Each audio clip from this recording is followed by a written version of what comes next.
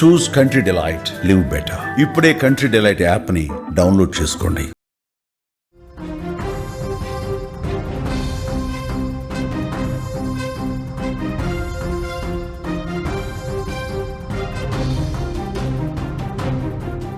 ధర్మస్థల కేసులో ఒక సంచలనమైనటువంటి ట్విస్ట్ బయటపడింది. ముసుగు వ్యక్తి ఎవరైతే ఉన్నారో ఆ భీమాని అరెస్టు చేశారు సిట్ అధికారులు. వ్యవస్థను పూర్తిగా తప్పుదోవ పట్టించాడు భీమా. మాయ మాటలు చెప్పి చివరికి చేతులెత్తేశాడు. తప్పుడు ఆరోపణలతో నెల రోజులుగా అధికారులు దర్యాప్తు చేశారు. లక్షలు ఖర్చు పెట్టి మరి అతను చెప్పిన ప్రదేశంలో తవ్వకాలు చేశారు. చివరికి మొత్తం అబద్ధమే, అన్ని అవాస్తవాలే అని ఇప్పుడు తేలింది. దీంతో వెంటనే చర్యలు చేపట్టారు. నిన్న రాత్రి నుంచి శనివారం ఉదయం వరకు అతన్ని విచారించారు. భీమాను విచారించారు సిట్ ప్రధాన అధికారి మహంతి. అనన్య భట్ హత్య కూడా ఈ ఉదంతంలో పూర్తిగా అవాస్తవాలు, పచ్చి అబద్ధం, ప్రజల్ని పూర్తిగా తప్పుదోవ పట్టించినట్టుగా సమాచారం వస్తోంది. దేశాన్ని ఒక్క కుదిపేసింది ధర్మస్థల కేసు. శ్రీ మంజునాథుడి క్షేత్రంలో ఇన్ని దారుణాలు జరిగాయా, ఇంత దుర్మార్గంగా ప్రవర్తించారా, ఇంతమందిని చంపేశారా అని ప్రపంచం మొత్తం కూడా అతడు చెప్పింది నమ్మి విని షాక్ అయిపోయారు. ఇది మొత్తం అబద్ధమే, అసలు అక్కడ ఎలాంటి మర్డర్లు జరగలేదు, మహిళల్ని ఎక్కడ కూడా లైంగికంగా వేధించి చంపేసి పూడ్చిపెట్టలేదు అని ఇప్పుడు బయటపడింది. 100 హత్యలు, శవాలు పూడ్చటం ఇది ఒక పెద్ద భూకంపాన్ని సృష్టించింది దేశవ్యాప్తంగా. నెల రోజులుగా ముసుగు వ్యక్తి భీమా ఇచ్చిన సమాచారంతో అక్కడి అధికారులు తవ్వకాలు చేపట్టారు. ఎటువంటి ఎవిడెన్స్ కూడా అందులో లభించలేదు. పలు స్పాట్స్లో కొన్ని అవశేషాలు లభించినా అవి హత్యలకు గురైనవి కాదు అని బయటపడింది. దర్యాప్తు కోసం లక్షల్లో ఖర్చు పెట్టారు. సిట్ అధికారులు, సిబ్బంది రాత్రి పగలు కష్టపడ్డారు. చివరికి ఆధారాలు, కనీసం ఒక్కటంటే ఒక్క ఆధారం కూడా లభించకపోవడంతో తప్పుడు సమాచారంతో ప్రభుత్వాన్ని, ప్రజలను తప్పుదారి పట్టించాడు అన్న అభియోగాల మీద భీమాను అరెస్ట్ చేశారు. రాత్రంతా విచారించి అదుపులోకి తీసుకున్నారు భీమాని. శుక్రవారం రాత్రి నుంచి శనివారం తెల్లవారుజాము వరకు సిట్ చీఫ్ మెహంతి ఎవరైతే ఉన్నారో అతనే రాత్రంతా విచారించారు. ఇతను చెప్పింది మొత్తం కూడా అబద్ధమే అని చెప్పి అతను ఒప్పుకున్నాడు. మాయ మాటలతో మొత్తం వ్యవస్థని మోసం చేశాడు. చివరికి ఏమీ లేదు, అసలు నేను చెప్పిందంతా అబద్ధమే, ఎవరో నా చేతిలో ఒక పుర్రి పెట్టి అధికారుల దగ్గరికి వెళ్ళి ఈ విషయాలు చెప్పు అని నన్ను బలవంత పెట్టారు కాబట్టి నేను చెప్పాను, నాకేమీ తెలియదు, నన్ను ఈ విధంగా చెప్పమని ప్రోత్సహించారు, నేను అసలు ఏ మహిళ మృతదేహాన్ని కూడా పూడ్చి పెట్టలేదు అని చెప్పి ఆ అధికారి ముందు అతను మొత్తం నిజాన్ని ఒప్పుకున్నట్టుగా తెలుస్తోంది. ప్రభుత్వాన్ని మోసం చేశాడు, వ్యవస్థని మోసం చేశాడు, ప్రజల్ని తప్పుదోవ పట్టించాడు. కాబట్టి అతన్ని అరెస్ట్ చేసి కటకటాల వెనక్కి పంపించారు. ప్రస్తుతం జైల్లో ఉన్నాడు ఆ ముసుగు వ్యక్తి. నేను పాత్రధారి మాత్రమే, నిజమైన కుట్రదారులు వేరే ఉన్నారు, వాళ్లే నాతో నాటకం ఆడించారు అని చెప్పడంతో వాళ్ళ కోసం ప్రస్తుతం వెతుకుతున్నారు. ఈ కేసు ఇప్పుడు అసలైన దారిలో పోతుంది. ఇప్పుడు ఆ ముసుగు వ్యక్తి భీమాతో ఎవరైతే మాటలు చెప్పించారో వాళ్ళని పట్టుకునే పనిలో ఉన్నారు. ఈ కేసులో ఇప్పుడు ఒక ఊహించని మలుపు చోటు చేసుకుంది. చాలా క్లియర్గా ఒక్కసారి మనమందరం కూడా అర్థం చేసుకోవాల్సిన విషయం, ముసుగు వ్యక్తి ఒక్కసారి వచ్చి తన బ్యాగ్లో ఒక పుర్రెని తీసుకొచ్చాడు, ఎముకలు తీసుకొచ్చాడు. ఈ విధంగా జరిగింది. 1995 నుంచి 2014 వరకు ఇక్కడ కొన్ని మహిళల చనిపోయినటువంటి శవాల్ని, వాళ్ళ మీద లైంగిక దాడి జరిగినట్టుగా చాలా స్పష్టంగా ఆనవాళ్లు కనిపించినాయి. నా చేతులతో నేనే నేత్రావతి నది ఒడ్డున, మంజునాథుడి క్షేత్రం నది ఒడ్డున నేను ఇక్కడ పూడ్చిపెట్టాను, కావాలంటే మీకు ఆ ప్లేస్లు కూడా చూపిస్తాను అని అతను అన్నాడు. వాళ్ళు విన్న అధికారులు ఒక్కసారిగా షాక్ అయిపోయారు. ప్రభుత్వానికి సమాచారం వెళ్ళింది. వెంటనే సిట్ ఏర్పాటు చేశారు. అతను చెప్పిన చోటల్లా తవ్వకాలు చేశారు.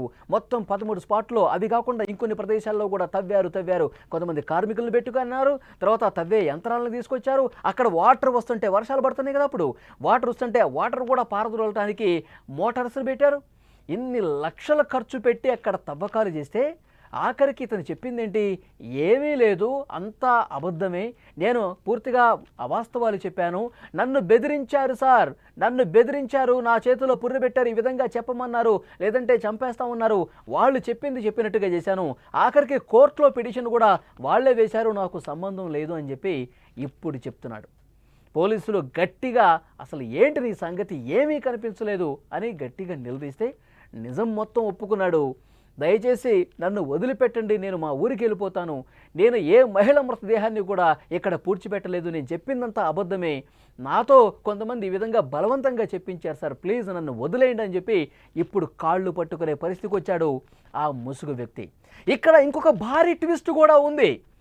ఇప్పుడు ఇతను ఇక్కడ తవ్వకాలు జరుగుతున్న సందర్భంలో ఈ విషయం బయటకు వచ్చినప్పుడు ముసుగు ధరించుకుని వచ్చి ఇన్ని అబద్ధాలు చెప్పినప్పుడు దీనికి ప్యారలర్గా, దీనికి సమాంతరంగా సుజాత భట్ అనే ఒక మహిళ, ఒక వృద్ధురాలు కూడా అధికారుల దగ్గరకు వచ్చింది.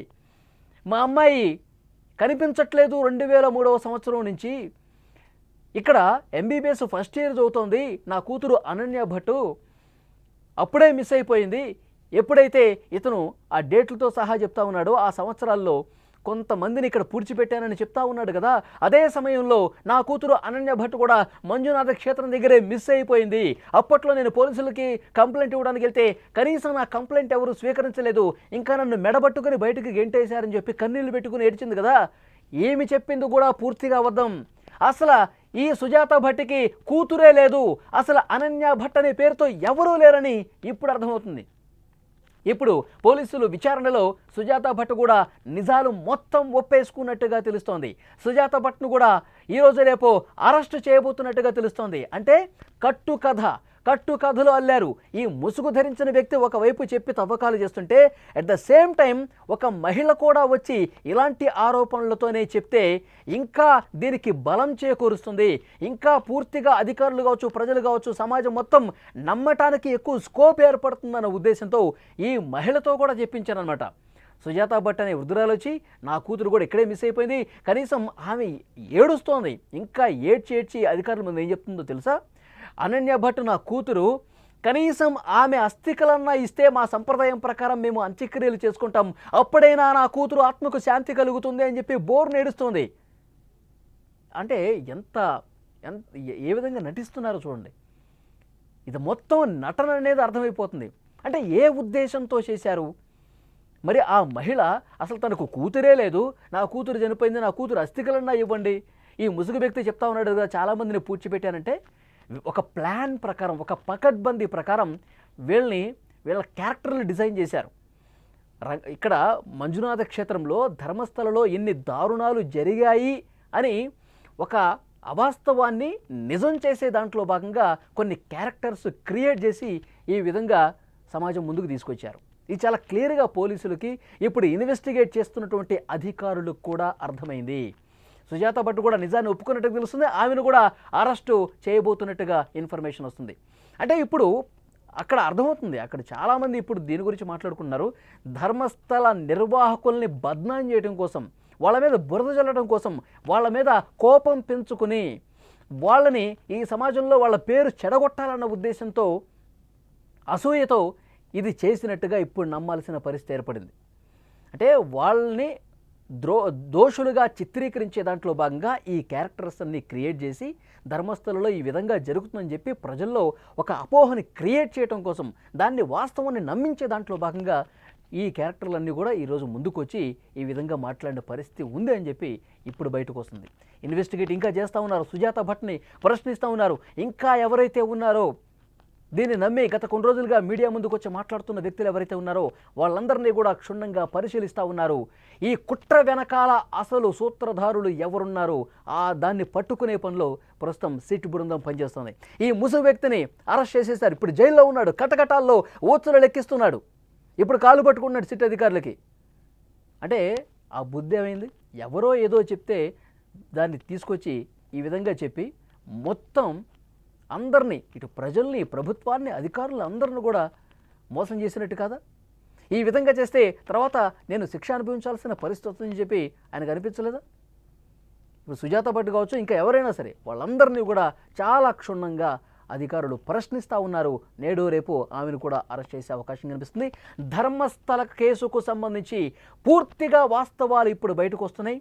అన్నీ కూడా నిజాలన్నీ కూడా ఇప్పుడు బయటకు వస్తూ ఉన్నాయి.